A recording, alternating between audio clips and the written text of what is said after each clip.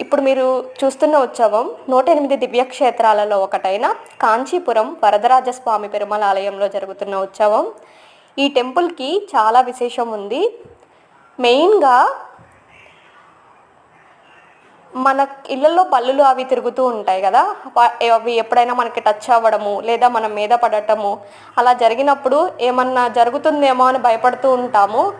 పెద్దవాళ్ళు భయపడుతూ ఉంటారు.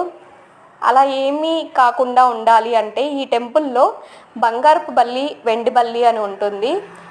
వాటిని టచ్ చేస్తే ఆ దోషం పోతుంది. ఇంకొకటి అతివరదన్ అంటే ఎవ్రీ 40 ఇయర్స్కి ఆయన్ని బయటికి తీసి 40 days దర్శనం ఇస్తారు మనకి. మిగిలిన డేస్ ఆయన్ని మళ్ళీ కొలను